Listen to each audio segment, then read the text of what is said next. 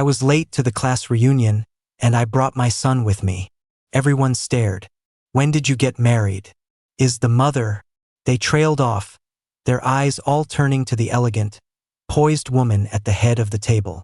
Everyone knew we'd once had a dramatic, all-consuming relationship, and that I'd been the one to break up with her when she was at her lowest. Someone tried to smooth things over. I hear our Ms. Vance has some good news, too. It's that young master from the Harrison family, right? What a perfect match. Victoria Vance looked at me, a smile on her face that didn't reach her eyes. The wedding is in 2 months. You and your son's mother should both be sure to come. I pressed a hand to my chest and forced a bitter smile. Of course. Leo, is that you? Long time no see. You have a kid now? All eyes fell on the little boy by my side. I nodded. My son, Miles. Mr. Peterson, our old class president sitting by the door, looked stunned. When did you get married? You didn't even post about it online. At his words, the room went quiet, all eyes turning back to the woman at the center of the private room. Everyone here knew that she and I had gone from rivals to lovers, our lives entangled for 7 years. They once thought we'd be tangled up like that for the rest of our lives. But then, we haven't heard a peep from you in years. We thought you'd forgotten all about us old classmates. Yeah, you didn't even invite us to your wedding. I smiled, raising my glass and downing 3 in a row. The first is for being late. The second is for being too busy to make it to any reunions all these years. And the third, for getting married without telling anyone. The cold liquor hit my stomach, and I already felt a wave of discomfort. They quickly waved their hands. We're all old friends. No need to be so formal. My arrival was just a minor interruption. Soon, everyone's attention shifted back to Victoria. The poor girl who couldn't even afford a school uniform had transformed into a major power broker in New York City. She was dressed in a designer suit, successful and accomplished, with a handsome fiancé to boot. Someone suddenly asked, Ms. Vance, when are you and the Harrison heir getting married? Think we could score an invitation to the reception? Victoria replied coolly, the wedding is in 2 months. You'll all receive invitations. Her face softened with a smile as she mentioned the wedding. She must be happy. Back in school, Victoria had spent her entire scholarship fund, living on bread for a week, just to buy Landon Harrison a designer tie clip. Later, when Landon was getting bullied, Victoria, the model student, got into her first fistfight and was almost expelled for it. I can't believe Landon is from the Harrison family. You'd never have guessed it in high school. I heard he had it rough back then. His stepfather treated him terribly. Victoria spoke slowly. My fiancé and I have both finally seen the light at the end of the tunnel. That one sentence silenced all the chatter in the room. I lowered my head, fiddling with the ring on my ring finger without a word. She raised her glass. Please save the date. I hope you can all be there. Leo. She looked at me, the only person still sitting. You and your son's mother, she said flatly. Make sure you both come. I gave a pale smile and was about to stand up. A small, clear voice piped up beside me. We can't. My son clenched his little fists. My mom is blind. She can't make it. We wish you and that man a long and happy life. A few drinks later, it was getting late. I decided to take Miles and leave first. Just as I stood up, Victoria spoke. Let's all head out together. Her gaze fell on something just past me. My fiancé is here to pick me up. I don't want to keep him waiting. The crowd erupted in teasing. Wow, Ms. Vance, way to rub it in our faces. I remember in high school, Victoria was so cold to everyone. I can't believe how sweet she is with her fiancé. That's what happens when you find true love. Leo, if you hadn't broken up with her back then, that could be you right now. I let out a bitter laugh. That's all in the past. Miles tugged on my hand. Daddy, why didn't you tell them what really happened with you and Mommy back then? I knelt down and spoke to him patiently. They don't really care about me, and they don't really care about Victoria. They just love drama. The truth doesn't matter to them. What matters is that we know. So much time had passed. The rights and wrongs of the past didn't seem so important anymore. Not far away, a black Porsche pulled up to the hotel entrance. A handsome man got out, smiling, a woman's trench coat in his hand. Landon sounded a little helpless as he spoke to Victoria. We had a deal, remember? No coming home smelling like alcohol. Victoria smiled, her eyes soft. She let him drape the coat over her shoulders. I suddenly remembered a quote I'd seen a few days ago. To marry the man you always wanted to marry, right at the peak of your success. Isn't your wife coming to get you? An old classmate asked casually as he was getting into his car. I shook my head. She's busy. I already called for a rideshare. My words, though spoken softly, reached Victoria's ears. Her long, slender fingers suddenly gripped the car door. For old time's sake, let's give them a ride home. I looked up, startled. No, that's okay, A notification popped up on my phone. Your driver has canceled the trip. The wind sobered me up a little. Victoria's lipstick was still a vibrant red. What, are you still holding a grudge? Don't make things harder on yourself. It's hard to get a car at this hour. If you won't think of yourself, at least think of your son. As she finished, her eyes landed on Miles. For some reason, she always felt an indescribable sensation whenever she looked at him. Miles quietly studied the woman in return. I didn't refuse again. In that case, thank you. I got into the car with Miles. The familiar scent of the car's air freshener filled my nose. It was an environment I knew all too well. Except back then, I was always the one who claimed the passenger seat, making Victoria my personal driver. She had indulged me, letting me get away with anything in this car. Mr. Johnston, we're here. The assistant's voice pulled me back to reality. Before I left, she handed me the car keys. From Ms. Vance. She said this was the car you gave her back then. Now that she's getting married, she felt it wasn't right to keep it. I clutched the familiar keys, the little dog keychain I'd bought for it still attached. I understand. The assistant didn't leave. I had Miles go inside first, then turned back to her. Is there something else? The assistant asked politely, you disappeared for so long. Is there a reason you suddenly came back? Did Victoria ask you to say that? The assistant denied it. No. I gave a light, breezy smile. I just felt like coming back. No special reason. The assistant studied me, then spoke slowly. I've been with Ms. Vance since she started her company. I know how much she's suffered over the years. You once nearly destroyed her. It was only when Mr. Harrison came along that she started to live like a normal person again. So please, I'm asking you to do her a kindness and leave her alone. I took a deep breath, fiddling with the keys. She and I were tangled up for a long time. I know her. She won't look back, and neither will I. I went back home. My best friend, Ben, was playing video games with Miles. I exchanged a few words with them but didn't interrupt. Seeing Victoria again after 4 years. I could still remember how red her eyes were when we broke up. She was thin and exhausted, her eyes filled with disbelief. She had demanded to know what she was to me, just some accessory I could toss aside whenever I felt like it. Victoria and I were too similar, both too stubborn. We would argue and fight, but neither of us would ever say a single word to stop the other from leaving.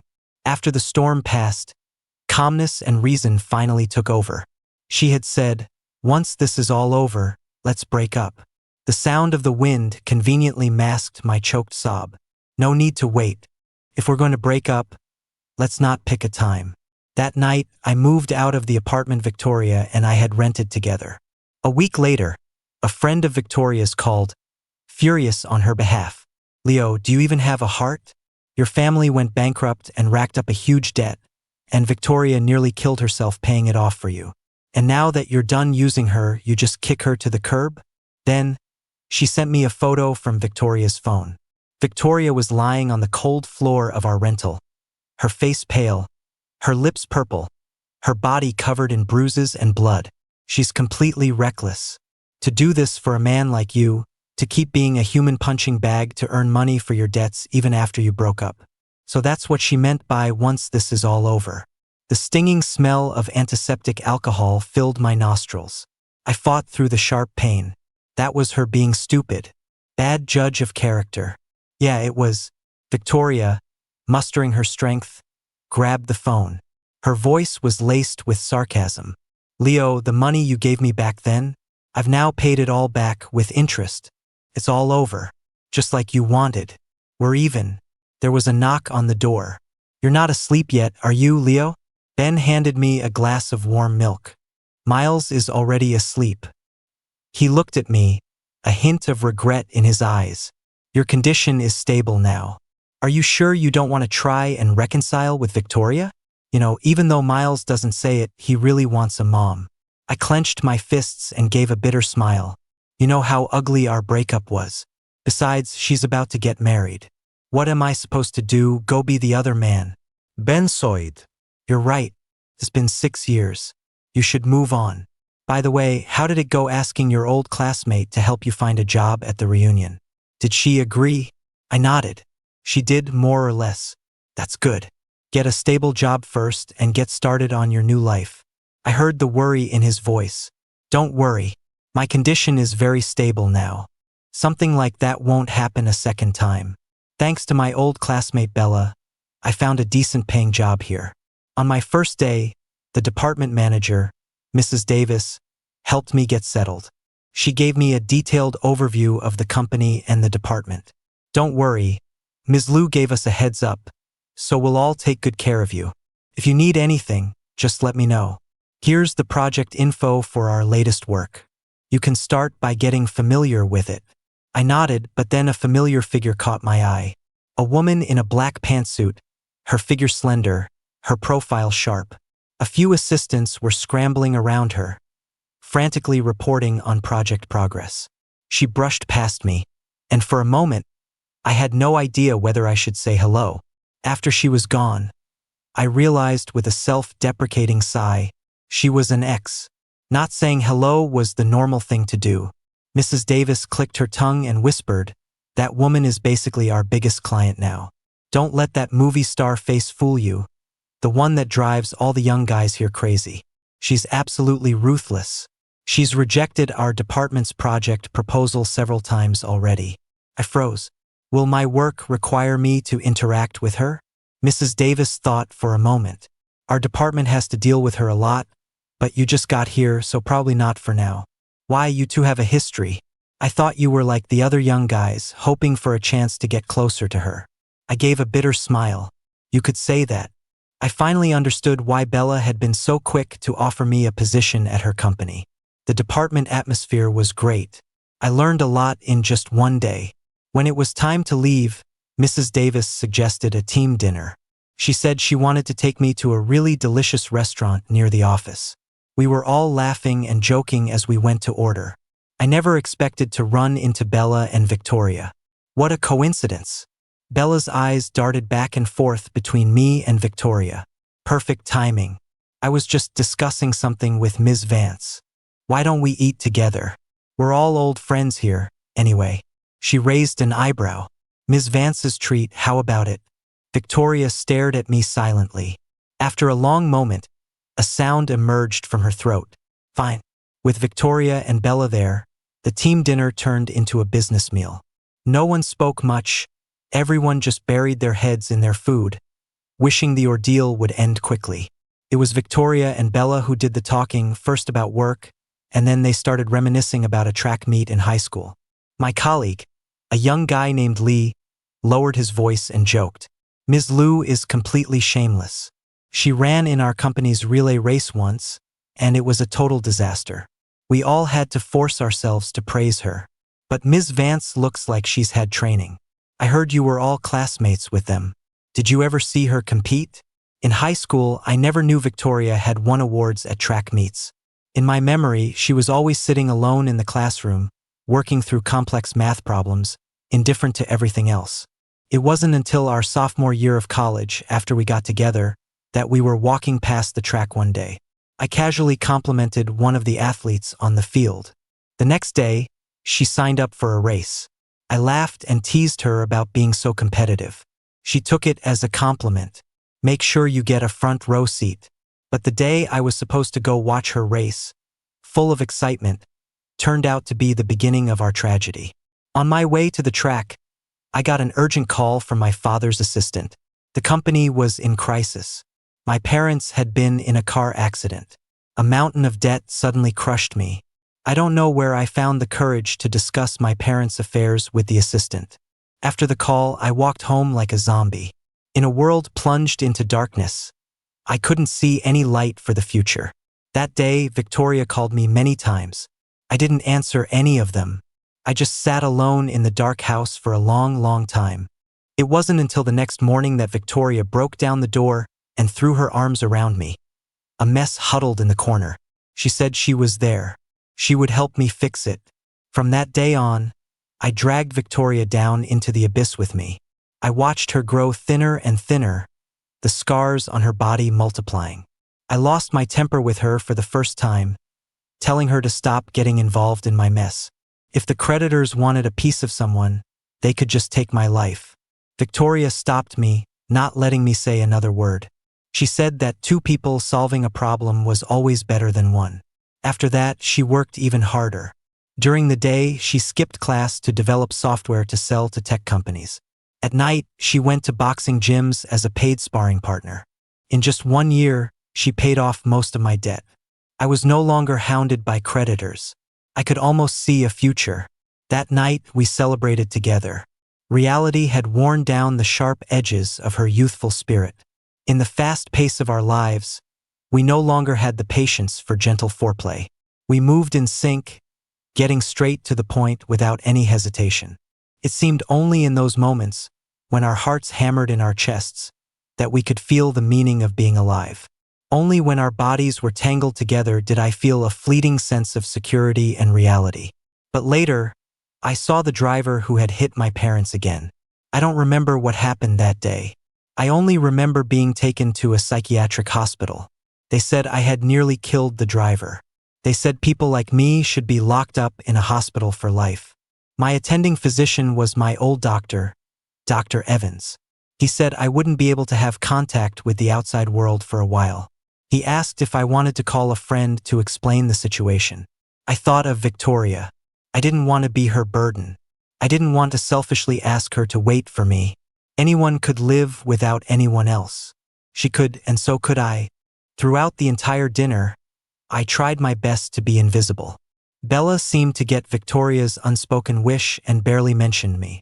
After the meal, Mrs. Davis asked me, "Want me to give you a ride home on my way?" I shook my head and declined. A few minutes later, most of my colleagues had left. I calculated the distance. 3 miles. Riding a bike share home would save me some money. "Your wife really is an invisible woman." An icy voice spoke from behind me, and the familiar scent of cedar filled my nose. Victoria stood beside me, glancing at the bike share app one had just opened on my phone, and scoffed. "Trying to pretend we don't know each other in front of your colleagues? Or are we so familiar that you don't even bother with a hello?" She lit a cigarette. Thick smoke curled around her fingertips. Victoria's assistant pulled the car around.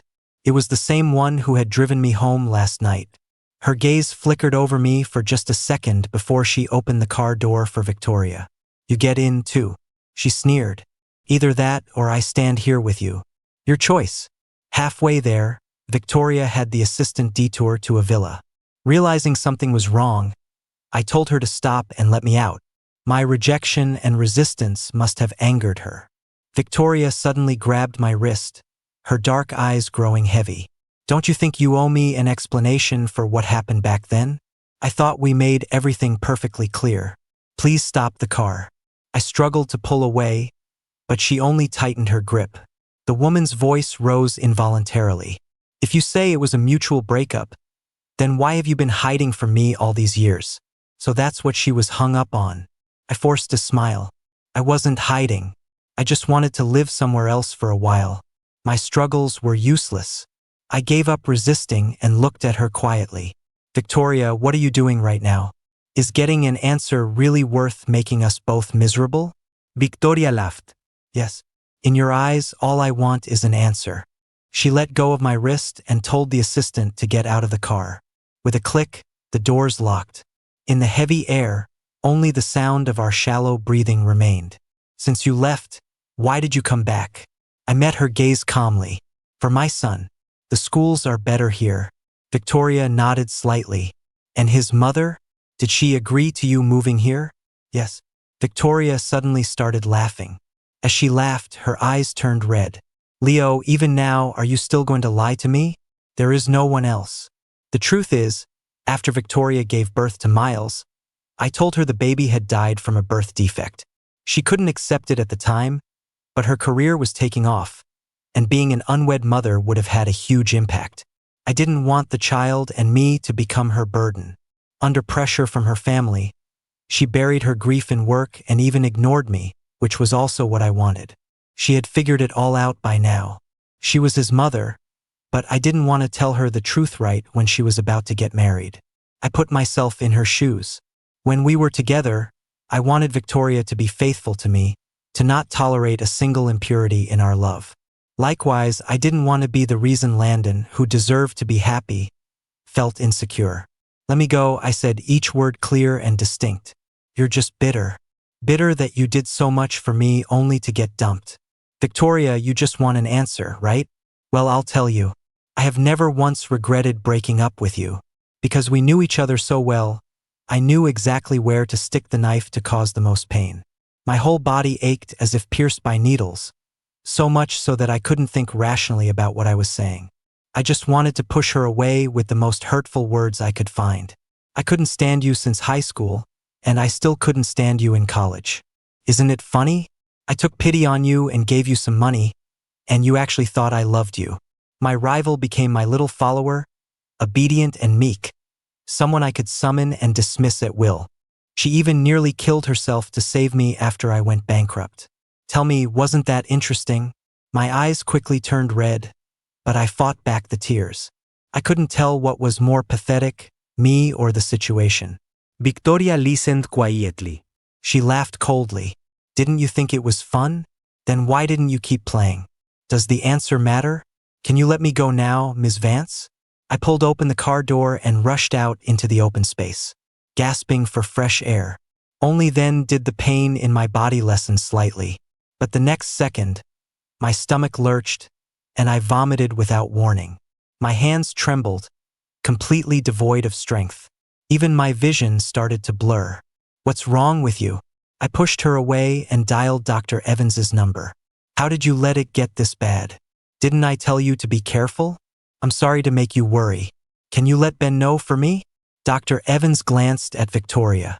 Don't let your emotions get so volatile again. After Dr. Evans left, the room was once again just the two of us. I looked around. The decor was identical to our rental apartment from 4 years ago. After all these years, you still haven't gotten over your low blood sugar? Victoria held a bowl of porridge, blew on it, and brought it to my lips. For a moment, I was in a daze. The high school track meet. Out of spite, I had signed up for the 1,500-meter endurance run. You can't handle a long-distance run like that. Back then, Victoria had looked up at me from her seat, a hint of exasperation in her eyes. If you want to compete with me, you don't have to joke with your own health. I was arrogant back then. Isn't living all about fighting for your pride? In high school, I didn't understand what love was. I just felt her light was too dazzling, and I secretly began to worry that it would outshine my own. This inexplicable insecurity panicked me. It ended up manifesting as constant rivalry. I was always trying to prove I was better than her at something, as if by doing so, I could remain the person I was before. But halfway through the run, I started to feel dizzy. Though I gritted my teeth and finished, I lost consciousness right after crossing the finish line. When she found out it was low blood sugar, she went to the cafeteria and cooked me a bowl of sweet porridge. I woke up to that exact scene. The spoon clinked softly against the side of the bowl as she stirred the steaming porridge. You made this? In my memory, Victoria was a nerd who was good at nothing but studying. I don't have much experience. Just make do. Sunlight streamed through the infirmary window. The girl sat by my bed, patiently feeding me, one spoonful at a time. The light fell on her face, and it also shone into my heart. It was a similar bowl of porridge from the same person. But time had changed everything. Nothing was the same. My nose stung, and my voice choked. Victoria, you know we have no future. Let me go.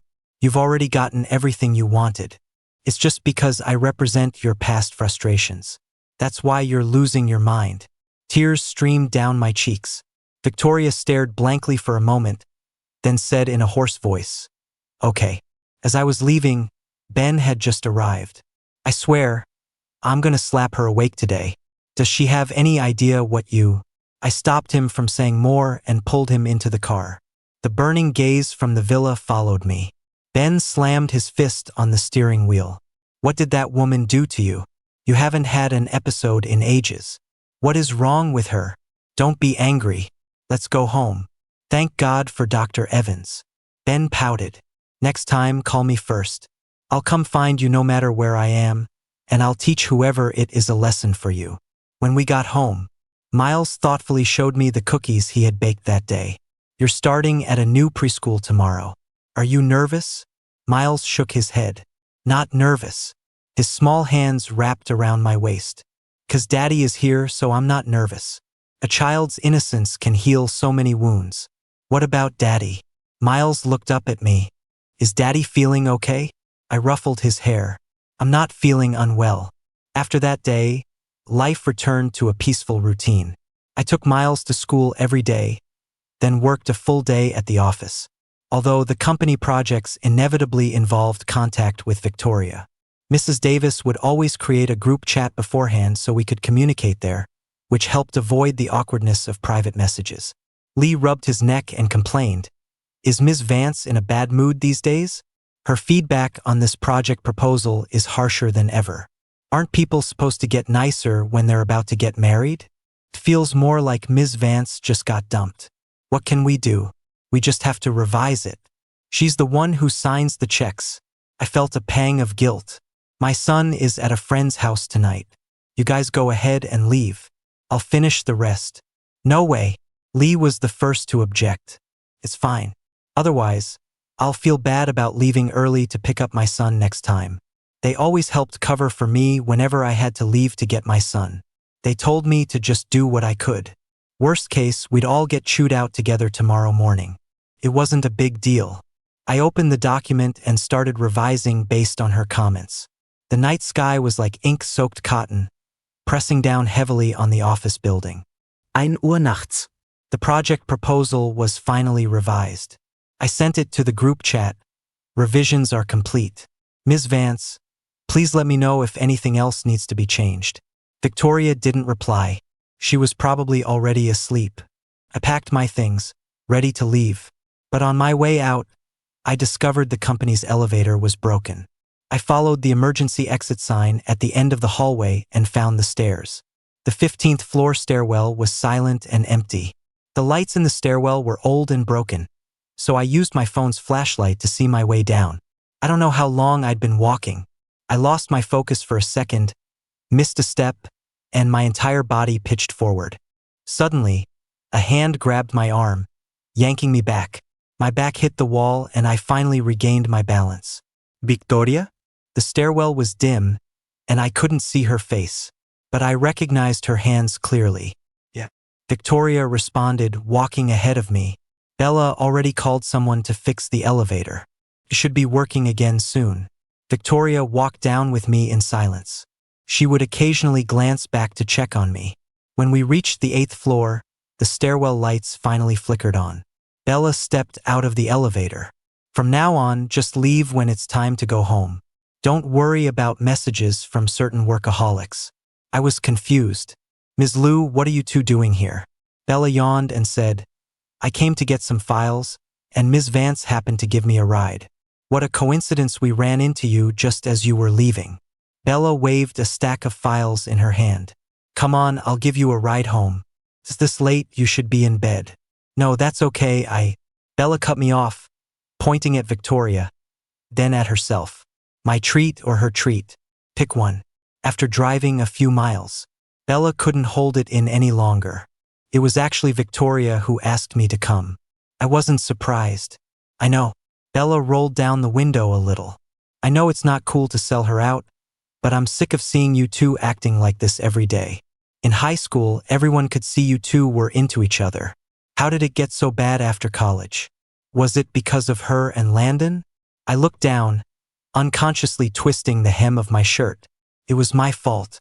Someone who hasn't learned to love themselves properly doesn't know how to love others. During that time, I was always overly fixated on the past. Every little change in Victoria made me anxious and insecure. I magnified those emotions and projected them onto her, starting hysterical arguments with her time and time again. That kind of emotion just plunges both people into endless pain and torture. What could be your fault? There was nothing between them.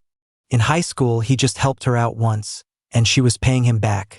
The car moved forward and people move forward. It's all in the past. Landon is her fiancé now. Bella slowed down, glancing at me.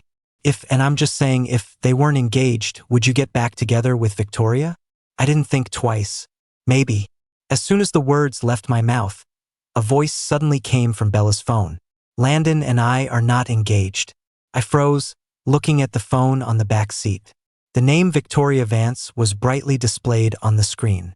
Bella pulled over to the side of the road and picked up the phone from the back. As the vendor, we have to be on our toes. When the client makes a request, you can't really say no. Sorry about that. I was still in a complete daze. Their engagement was just for show. When Victoria was starting her career, she made a deal with Landon. He would use his resources to help her get established, and in return, she would help him become the head of the Harrison family. The engagement is temporary. Their partnership will be fulfilled even before the wedding. After explaining, Bella spoke into the phone again. I'm pulled over right now. Do you want to come get Leo and take him home? No, it's fine. You can take him home. With that, Victoria hung up. I looked out the window and saw a familiar black Maybach speed past us. After dropping Leo off at home, Bella, utterly bewildered, called Victoria.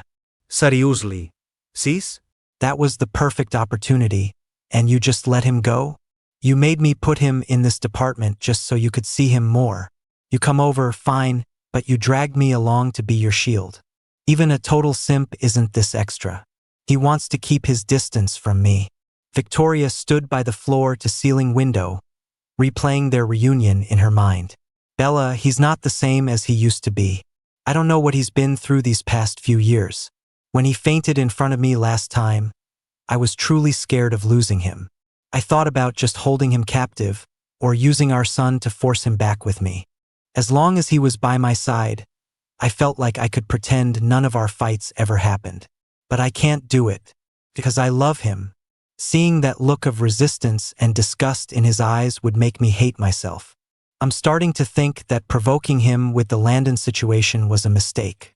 Maybe I shouldn't have burdened him with my own emotions. Maybe my return disrupted the stable life he had built. Bella scoffed. So you're just going to play the victim? Leo has no idea you're thinking any of this. For people like them, all effort was goal-oriented. Visualizing effort and ensuring every action produced a concrete result was a fundamental skill. She couldn't understand how Victoria lost all reason when it came to Leo. So what's your plan now? You're just going to give up without a fight? Victoria stared silently out the window, not answering. Ms. Vance didn't criticize our project proposal today. Not only that, I looked at the version she sent back. She fixed some of the inappropriate parts herself. Did she finally grow a conscience? Leo, did you see the group chat? Ms. Vance actually sent a thanks for your hard work. The sun must be rising in the west. I hadn't slept well last night, so I just gave a few non-committal replies to my colleagues and went back to my desk. The smell of coffee stimulated my senses. I gradually came to and opened my computer to work. 3 p.m. I went to pick up Miles from preschool. I was a few minutes late and saw another kid push him. Why does Miss Stevens like you? You don't even have a mom. The little boy tore the red apple sticker off the back of Miles's hand. I do have a mom. Miles stood up straight, his small body unyielding. The boy made a face at him. Then where is she? How come we've never seen her pick you up? I bet your mom just abandoned you. I was about to step forward in anger.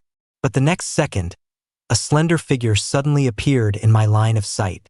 Victoria radiated a cool, serious air. She looked at the boy and said coldly, "Who are your parents?" Boys at that age are bullies to the weak and cowards to the strong. He'd never seen anything like this and was so scared he wet his pants. Victoria knelt down, her voice softening. Hasn't your daddy come to pick you up yet? Miles stared at her with his big, round eyes. For a moment, he wanted to try hugging this woman. She didn't seem as serious as he thought. But if he did that, maybe Daddy would be unhappy. Miles hesitated, and in the end, he didn't reach out. Yeah. She spoke softly, "I'll wait with you. Okay?" The boy's parent arrived quickly. Seeing his child crying and soaked, he was about to start scolding. But the moment he saw the woman, he deflated. The watch on her wrist was worth more than 3 of his houses. "I'm so sorry. I'm Alex's father. Did he cause trouble again? Quick, apologize to your classmate." The man smacked his son's bottom hard. Sorry." The boy cried and ran away. "Kids will be kids. Now that we've met, maybe we should exchange contact information." Victoria's gaze swept over him. "If you can't control your son's mouth, I don't mind hiring someone to teach him for you." The small, round head next to her suddenly lifted a little higher. The hand holding Victoria's tightened. "Dad." Miles saw me, quickly let go of Victoria's hand, and greeted me. "Sorry, Daddy's late. It's okay." I looked at Victoria and said, "Thank you. It was nothing. We'll be going then." I took Miles's hand and got into the car. On the way home, a smile never left Miles's lips as he excitedly told me about his day at school. But he didn't mention Victoria once. I decided to ask him, "If Daddy can't make it to pick you up in the future, would it be okay if Mommy picked you up?" Miles blinked. "Really? Is that okay?" "Miles, she's your mother. She's a very good person. You don't have to be afraid of her. If you want to, you can try to get to know her." For the next 2 months, Victoria fulfilled her duties as a mother. She waited for Miles at the preschool almost every day, sometimes bringing him gifts, other times taking him to kid-friendly restaurants. Although she always had her team scrub the media so no related news leaked. Our past was still dug up by someone with an agenda.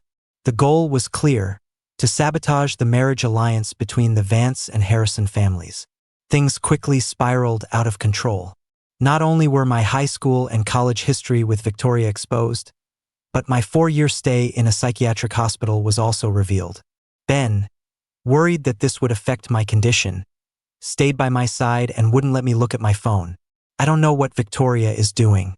Why isn't she shutting down these rumors? But at that moment, I didn't feel embarrassed or uncomfortable. Instead, I felt an indescribable sense of relief. In the end, it was Landon who stepped forward. He was no longer the powerless, unfavored son of the Harrison family. He was the true heir, the one in charge. He used his power to suppress all the news. My engagement to Ms. Vance was arranged by our families, but we have no romantic feelings for each other. We are just friends, and we had already privately canceled the engagement. We were planning to announce it on a chosen date, but we didn't expect someone to beat us to it. I don't understand why someone's suffering is treated as gossip. We all went to the same high school. Mr. Johnston has always been exceptional, and he is worthy of Ms. Vance's love. All our high school classmates can attest to their feelings for each other. We don't speak up because it's their private matter. Whether they are together or not should be their decision, not ours as outsiders. The matter came to a close. Bella rushed to find me, saying that Victoria had locked herself in her house after meeting with Landon. She had gone several times, but there was no sound from inside, and she wasn't answering her phone. I went with Bella to the villa. I tried Victoria's birthday for the password, but it didn't work. Try the date you two got together. It didn't work. Are there any other memorable dates? I racked my brain and tried many, but none of them worked. Bella suddenly had an idea. Have you tried your birthday yet? The moment I finished entering the numbers, the door unlocked. The curtains were drawn tight, blocking out any sliver of light from outside. Empty wine bottles littered the table and floor. Victoria was slumped on the sofa, her dark hair falling over her haggard face. The corners of her eyes were red, and her face was stained with tears. She looked like she had just been crying. Oh my God. In all these years, Bella had never seen Victoria like this. Hearing the noise, Victoria slowly lifted her eyes. They were wet and full of helplessness. "Victoria." I called her name. She reached out and hugged me tightly, burying her face in my chest. I'm sorry. Her voice was choked with sobs. I patted her back, comforting her softly. It's okay. I never blamed you. I was the one who decided not to tell her back then. The treatment, did it hurt? I lied. It didn't hurt. Victoria hugged me even tighter. It seemed only a real embrace could make her feel any warmth right now. Victoria, I'm hungry. Can we go get something to eat? Bella left first. Victoria asked me what I wanted to eat. She would make it for me. I said I wanted fettuccine Alfredo. Victoria paused for a moment, then said okay. I stood outside the kitchen, watching her quietly. Her hands were shaking as she cooked the pasta. For a second, I suddenly thought, maybe Victoria was right. Two people solving a problem is better than one person solving it alone. If I had been honest with her about my condition back then, maybe things wouldn't have gone in the worst possible direction. Maybe my condition would have stabilized before I dragged her down. Maybe she would still have become as successful as she is today. If so, we wouldn't have been each other's burdens, but each other's salvation. The creamy pasta tasted just like it used to. Victoria's cooking skills hadn't diminished at all. Let me take care of you, okay? I don't trust anyone else to take care of you. A tear dropped into the pasta. It wasn't salty. It was sweet. Okay, maybe there's a parallel universe where we exist, where we didn't miss all this time, where we were always by each other's side. But thankfully, in this world, we didn't lose each other completely. Although the journey was winding, we will both carefully protect this love.